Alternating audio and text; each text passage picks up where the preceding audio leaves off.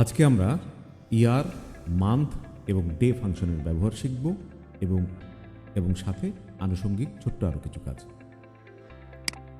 এখানে আমাদের ডেট বসানো আছে, বিভিন্ন ফরম্যাটে আছে, বিভিন্ন এখানে 2 অক্টোবর 2012, এখানে 21/2/1952, এখানে 4/4/20, এখানে ডিসেম্বর 01, এখানে বিভিন্নভাবে আছে। এখানে যদিও ডেটটা নাই, এখানে ডেটটা না থাকলে অটোমেটিক একটা ডে ও ব্যবহার করবে। আচ্ছা, ইয়ারে গিয়ে আমরা এই ঘরে আমরা বলে দেবো ইকুয়াল টু ইয়ার, YEAR, ইয়ার, তারপরে ফার্স্ট ব্র্যাকেট অ্যান্ড দেন আমাদের ডেট যে সেলে আছে এই সেলটা, অ্যান্ড দেন ব্র্যাকেটকে ক্লোজ করে দিলাম অ্যান্ড দেন বললাম এন্টার। দেখুন এখান থেকে শুধুমাত্র 1952 এই ইয়ারটাই আসছে।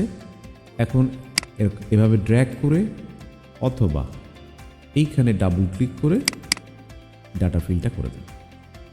ঠিক এমনিভাবে খুব সহজে আমরা ইকুয়াল টু সাইন দিয়ে লিখব month, MONTH, month, first bracket, এই সেলটা A1 সেল, দেন আমরা ব্র্যাকেটটা ক্লোজ করে আমরা বলবো এন্টার। এখানে এই যে 2 মান্থ এটা দেখাচ্ছে। তারপর আমরা ডেতে এসে আমরা লিখব equal to day, first bracket and এই ডেট অ্যান্ড ব্র্যাকেট ক্লোজ, আমরা এন্টার করে দিলাম। সো এখানেও আমরা ডাটা ফিল করে দিই, এখানেও আমরা ডেটা ফিল করে দিই। এই ঘরে আমাদের কিছু নাই, কিছু থাকলে আমরা ক্লিয়ার কন্টেন্ট করে দিই।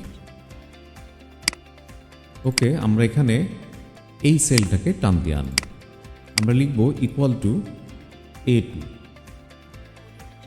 এন্টার। এখন থার্সডে কথাটা আসছে এখানে, এই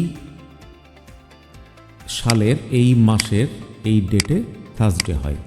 যদি থার্সডেটা এভাবে না এসে শুধু এরকম নাম্বার সিলেক্ট থাকতো তাহলে হয়তো নাম্বার এসে যেতে পারতো, এরকম কোনো নাম্বার। তো এক্ষেত্রে আমাদের কাস্টম শেপে গিয়ে এই নিচের থেকে ডি এই 4টা ফরম্যাট আমাদের সিলেক্ট করতে হবে। আমাদের এটা আগেই এখানে সিলেক্ট করা ছিল।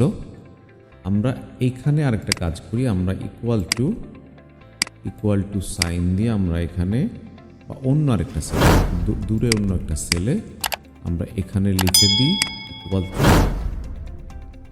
A2।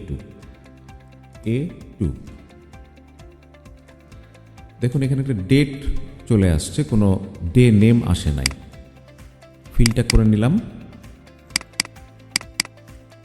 এই পর্যন্ত টেনে ফিল করে দিলাম। এখন আমরা এটাকে সিলেক্ট করে বা সবগুলো সিলেক্ট করে আমরা যদি বলি নাম্বার, কাস্টম এবং ডি, এটা এখানে দেখুন ডে আসছে। আমি ক্যালেন্ডারটা প্রমাণস্বরূপ আপনাদেরকে রাখছি এই কারণে, যেটা 4 মাস 4 তারিখ 2020 সাল, মানে এপ্রিল মাসের 4 তারিখ 2020 সালের ডেটা ছিল স্যাটারডে। এখানে দেখুন এটা হচ্ছে এপ্রিল 2020 এবং 4 তারিখে এটা হচ্ছে স্যাটারডে।